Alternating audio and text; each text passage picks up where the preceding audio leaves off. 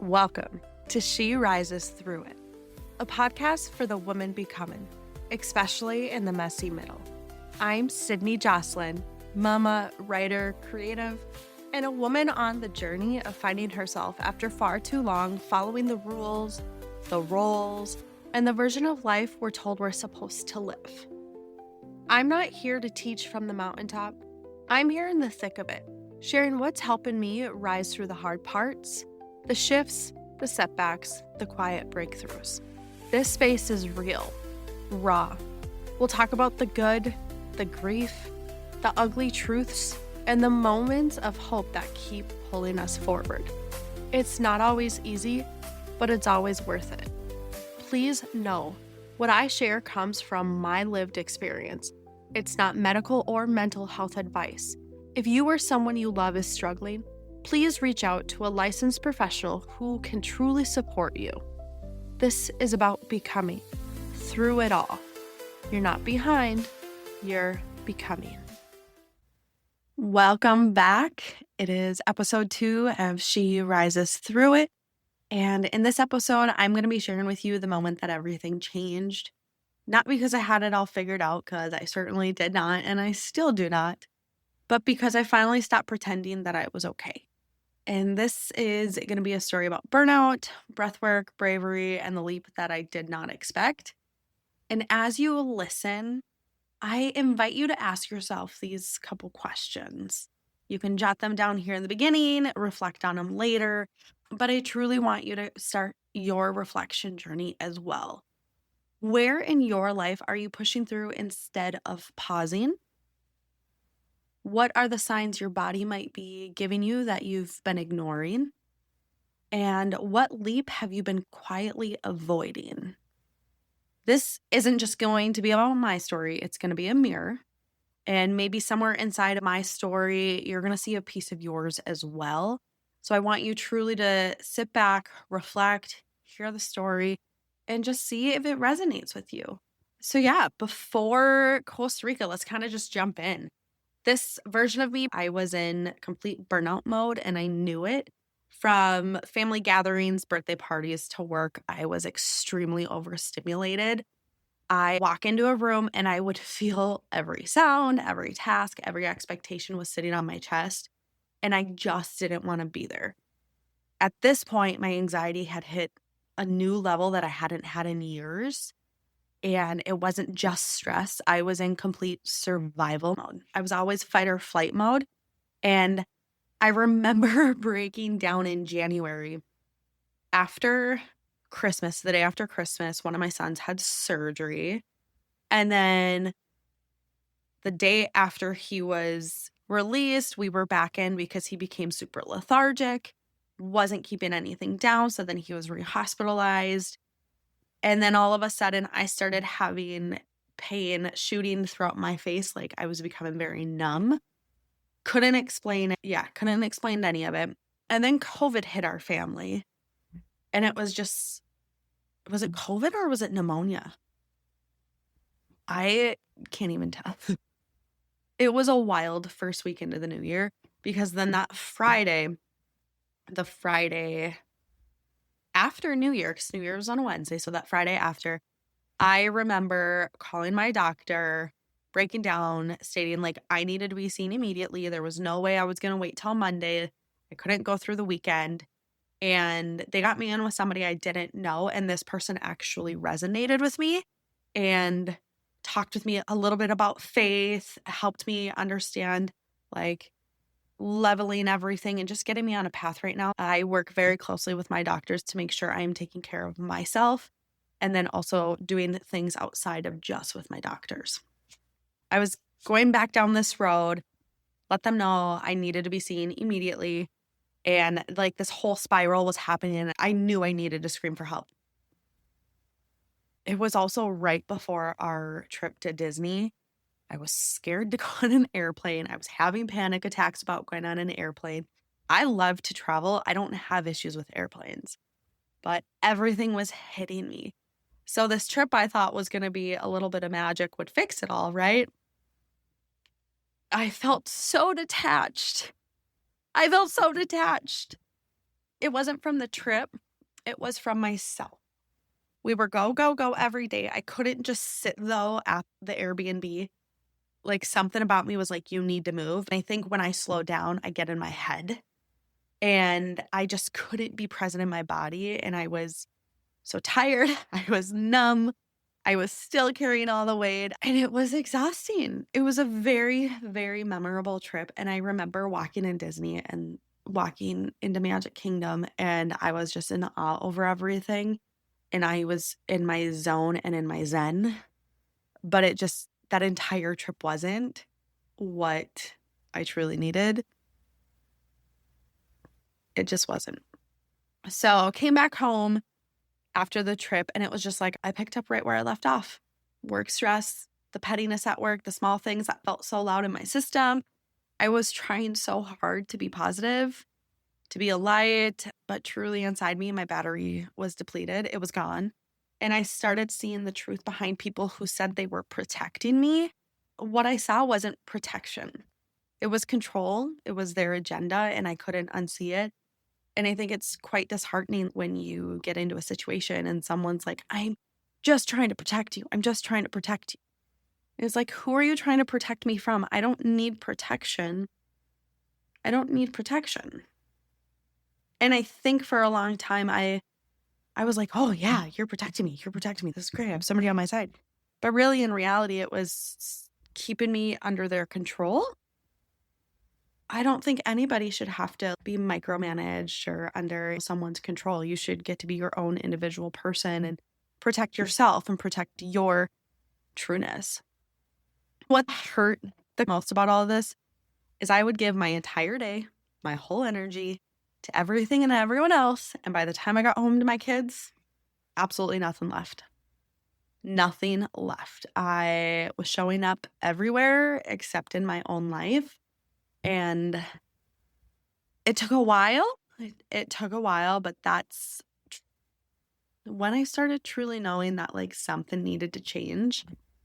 It was a couple weeks out from Costa Rica. I booked the trip.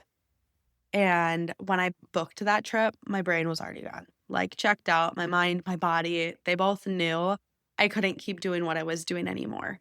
Something about this trip, I truly cannot explain it. Like, I don't know why, but I knew in my heart I had to be there. The moment I was crying to Jordan in the kitchen, I need to be there. And I know I need to be there.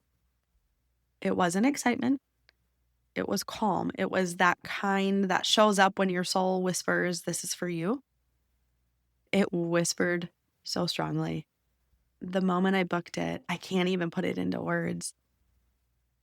Even the moment I got there, everything in me started to resist. I was nervous. I couldn't find the group at first. The shuttle, like they pointed me to where the shuttle was, but then the shuttle was full. There was a little bit of that language barrier trying to understand each other. And that shuttle left without me. So then I was trying to figure out where to go. With all of that, where I'm messaging in the group and at least one of them responded back and I was able to find them. I sat with these complete strangers in the heat. It was me and Bo, and then all of a sudden it was me, Bo, and Rhett, and then me, Bo, Rhett, Mike, and then me, Bo, Mike, Rhett, Casey. I finally had a female with me, but we were just waiting for another bus. I was sweating through my pants, literally. The moment they were like, oh yeah, your bus is here, and I got up, I looked down and I was like, thanks. I'm wearing such cute pants, and I sweated through them. And all I truly could think about was, what am I doing here? Everyone around me looked like they belong. They're fit, they're calm, they're collected. And I was the opposite. I was anxious, I was sweaty, and I was spiraling. Like, why am I here? Why? When we got to the resort after 2.5 hours, the literal look on my face of having to look up at the stairs and be like, I have to walk up those with my luggage. Thankfully, I didn't have to walk up them with my luggage. The resort staff did that. But there were so many stairs. And after check-in, I had to rush to my room, change, and then make it late to our first yoga session. And I was 30 minutes late. It was the first yoga class. And that's the one thing I hate is walking in late and showing up late. And it feels like all eyes are on you. And I rushed out as fast as I rushed in. There was no way I was sitting there. I was like, I'll just look at the agenda, go back to my room, figure out what I need to do. Then something shifted, like everything in me shifted on day 2. So that was like travel day. Then it was Sunday. We were just going with the flow, going with the movements of what we were doing. We're all showing up to every class, every workshop. It was awesome. Then on day 2, I found myself outside. There was no prompt, no agenda, just me, the heat, coffee, and my journal. It was early morning, and for the first time in a long time, I could hear myself again. I started writing down things I hadn't admitted out loud. There were things that I didn't even realize were on my mind that needed to be said. And I was just writing everything down. I mean, I have things from what I was imagining to all of a sudden writing to God, to all of a sudden writing down like an entire story of understanding when I hated myself. It was this entire shift of like my brain dumping and letting it dump. So that same day, we all decided to go surfing, and I've never surfed before. I believe I don't have great balance, but something in me said, you know what? You're in Costa Rica. Just try. You need to try. I wiped out. Then I made it to my knees, then to my feet. And for a few seconds, I fell and got back up, and I fell again and got back up and fell, whatever. You know, the whole rhythm that happens when you try something. I was so scared. I was so scared. That entire process made me so scared. Because when I first got the board, I was like, great, they gave me the bigger board. What the heck? And then I got out in the water, and with wiping out multiple times, and then seeing that I could get myself to my feet and stay for a few seconds and then fall down and get back up and keep going. I had a moment on my way back out to the waves that this is life. For me, it was a very touching moment. It was just like a aha, like, oh my gosh, this just happened. That this is life, right? We ride the waves. We ride the roller coaster of life. We're going to have our highs, but then all of a sudden we fall and we wipe out super hard. What matters is our one choice, is if we get back up or if we stay kicked down. And that moment, barefoot, soaked, salt in my eyes, it opened me up and it changed me. It changed me, and we were all done. I was on this complete adrenaline high, so proud of myself for even trying, because it's not something that I would do. I got comfortable with being uncomfortable this entire trip. Things that I never knew I would do, I was doing. So we bring our surfboards back after it all. And I checked my phone, right? I checked my phone because I need to make sure, hey, is my husband reaching out to me? Are my kids okay? Just check it. And I received a message. It wasn't from my husband. It wasn't from daycare. It was from work. And it was on my personal phone while I was on PTO. And it was telling me that I needed to be in the office on Friday for an RFP. I responded back that Fridays are my half days. They're for doctor's appointments. They're for my kids. And they've been scheduled and set for months. I've had my arranged schedule for quite some time. And then all of a sudden, within a flash of a second, I got a message. It stated that we don't have a choice. My stomach completely dropped. Even thinking about it right now, that sensation that ran through me, my throat closed. I was in pure panic. I started hyperventilating. I was sitting by myself. I was bawling my eyes out in complete panic, because why do I have to be told that we don't have a choice when I have a choice to my children? For me, that was it. That was the moment that something in me stood up and said, no more, no more. I responded professionally, as I always do. And I reminded them that like everything that was needed was on the server. I had properly saved it. It was there if it needed to be accessed early. I let them know that, hey, I'm still working from home, but I'll be available all day after my kids' appointments if you need me. What hurt the most about this entire situation was the assumption that I'd drop everything, that their expectations would override my boundaries. And I was pretty efficient at my job. I was extremely efficient, actually. I could create RFPs in hours. I had a full template already built out, every verbiage we needed. If I needed to flip things out or change it, I already knew how to speak. On top of it, I got to see the company from the inside and the outside, right? From the office to the field. I have great connections in the field, not because my husband works as an electrician in the field, but also because I've built great connections in the field. And the only reason they're friends with my husband is because of me, as an inside joke, because I am just a friendly, nice person. So it was that expectation and that I wasn't efficient enough, but I knew I was more efficient. And I had everything ready. I had it prepped. And you want to know how long it actually took me to do it when I actually got back to work? 3 hours, not even, because I had it all laid out and all I was waiting on was everybody else's responses. And everything else just plugged and chugged away. Then on top of it, this entire situation, that person wasn't even in the office. They were up north on a trip with clients, and I was being told I had no choice. Yeah, it broke me. It shook me.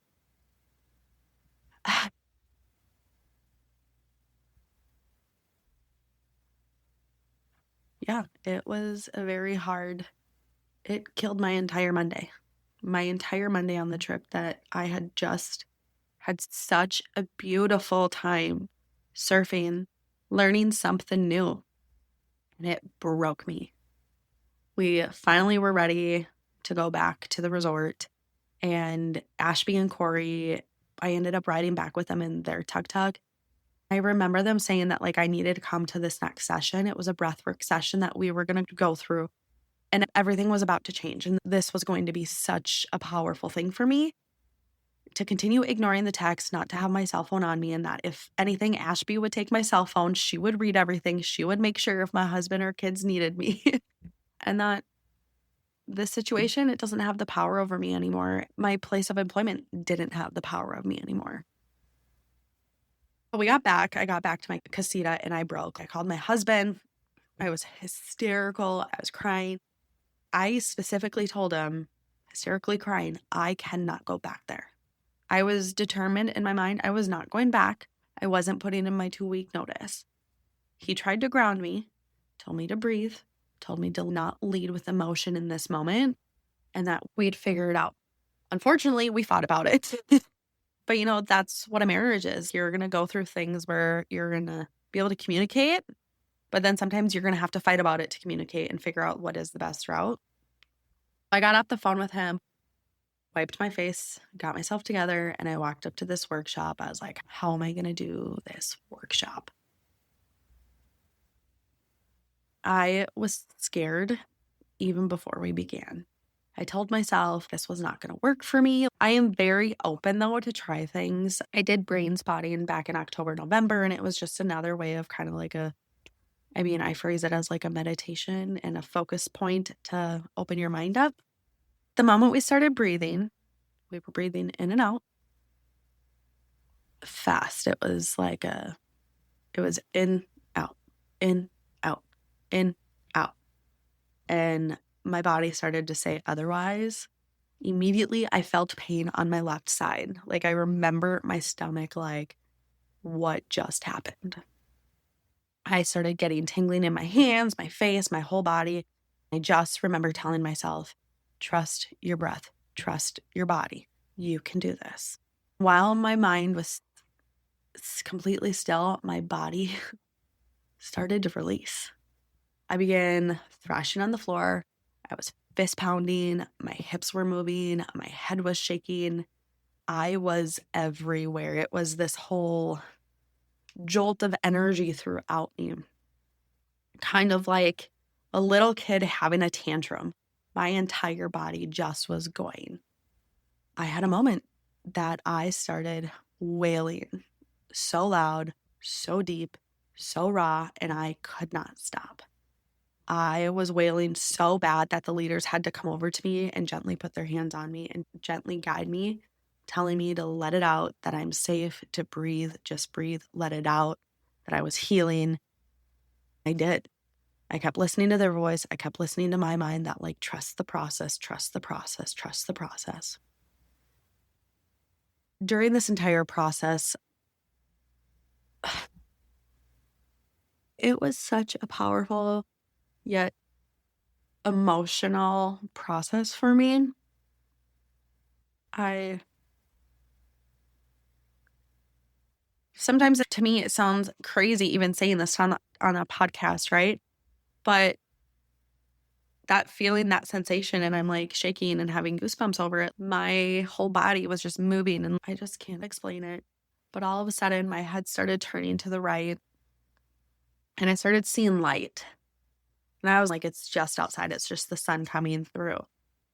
But I kept resisting it. Like my body kept going back to the left, back to the left. And all of a sudden I'd be back to the right and it would start flickering again. That light would. Then it would fade. I'd come back to the dark. And then I finally whispered to myself that I needed to lean into the light, that I needed the light and I needed to go there. All of a sudden my body just shifted to the right. I was looking to the right. I remember I started laughing. It was ridiculous. I had literally just gone from moving my entire body, wailing, crying so hysterically, all of a sudden laughing, then crying again, then feeling joy, feeling hope, feeling peace.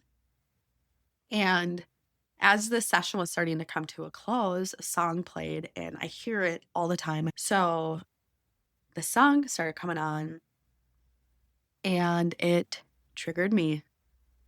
And when I listen to the song still, it still triggers me. But I remember curling up into the fetal position. I wrapped my arms around my body. I literally, my like hand was like clenched into my collarbone here. And I was just holding on to myself. And I began to whisper that I love you. I love you. I forgive you. I love my body. I love you. I forgive you. I'm sorry. Over and over. And I was crying. I was shaking, sobbing, feeling, you could say, decades of pain pour out. And I don't know where all of that pain came from, but it felt like I was finally apologizing to myself for how long that I've abandoned myself and I've abandoned her. For all these years, I've stayed silent. For all these years, I've hated myself. For every time I gave my power away to people who didn't deserve it or didn't deserve to hold it, it was in that moment I finally held myself and I came home to me. And in that moment, I knew I never would go back to who I was before the breath. And the question that kept ringing in my mind was, what do I do with this now?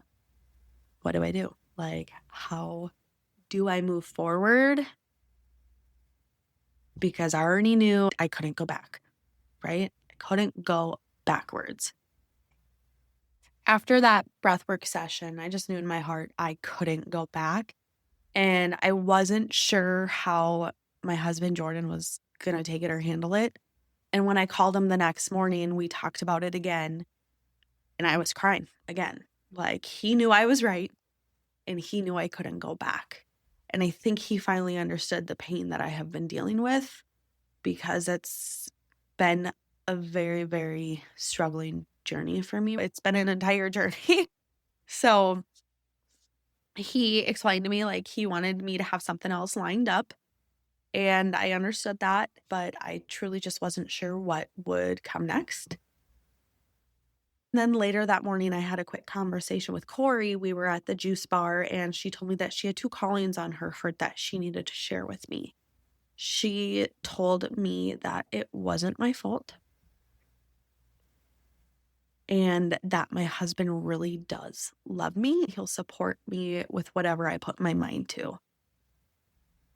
I'm still struggling to figure out that it wasn't my fault. There's a lot of things that I feel like are my fault, and I always put the blame on me. And I always wonder, what am I doing wrong? But in reality, I need to flip it backwards and stop always pointing the fingers at me. I'm very good at being reflective on my actions, and I know when I need to say sorry or when I'm in the wrong. There are moments I know that I'm being stubborn and I can admit it, and all of it I can admit.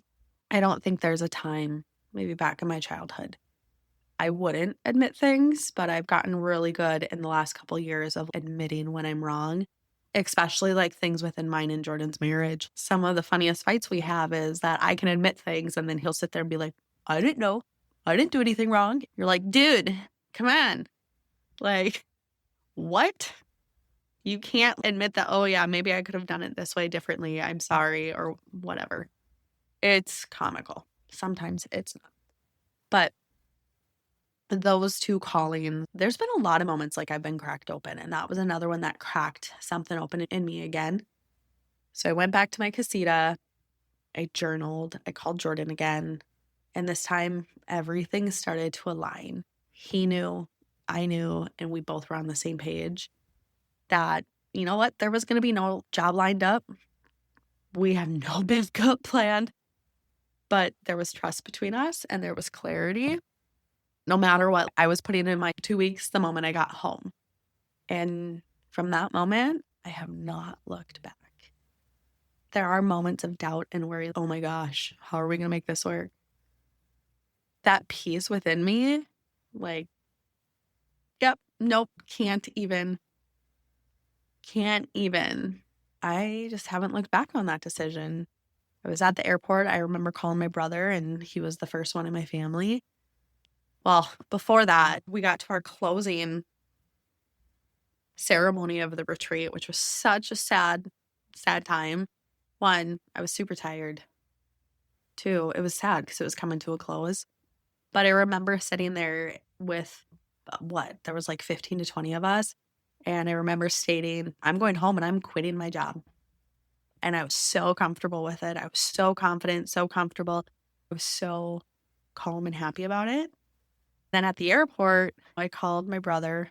I was sitting in Atlanta waiting for my layover. I had a 3-hour layover. Makes sense though now in hindsight. I called him and I was like, so yeah, I put in my notice. He's like, good for you, dude. And I was like, don't tell mom. Don't tell mom. Granted, my mom knows. I told my mom. I didn't tell her at first. It took me a couple days, but then I told her. From that moment of being told that we don't have a choice to standing up for myself finally and opening up my voice, being like, I do have a choice. I do have a choice to my children, to going into this breathwork session with an open heart, even though I didn't think that it would work for me, and feeling that entire release and energy and just shift in who I am. All of this, it's something, I don't know. I don't know how to explain it. It opened up my future. It completely opened up my future. So I'm going to close with that today because that is a lot for one podcast. At least I feel like it. And I don't want to overwhelm you guys as we're just getting into the Sydney Jocelyn Collective, getting into my story and getting into reflecting on your story and starting to align yourself in your story as well. So if you've ever felt like something had to give, like your body, your soul, your breath was begging for change, I want you to know that you are not alone. The leap I just went through, it was not planned. It was felt, and sometimes it's the clearest direction we get. Before I go, here are a few more grounding questions that you can carry into your week. What is one thing that I can release this week that I've been holding on to tightly? Where in my life can I choose to respond from alignment instead of fear? If I believe I was worthy of peace, what boundary would I finally set? I want you to know you truly are not behind. You are becoming. And you don't have to rise all at once. Sometimes it's one honest breath at a time. So enjoy the rest of your week. Get ready for episode 3. There's more to come. And I cannot wait to continue being on this journey with you, helping support you, helping align you in your journey and ground you. And again, you're not behind, you're becoming. Thank you so much for being here. Truly. If something in today's episode stirred something in you, I'd love for you to follow, share it with a friend, or leave a few words in a review. It helps more women find this space. We are just getting started, and next week's episode is already unfolding. I cannot wait to bring you along for it. Our full website and more resources are coming soon, but until then, you can always connect with me on Instagram at Sydney Jocelyn. Until next time, you're not behind, you're becoming.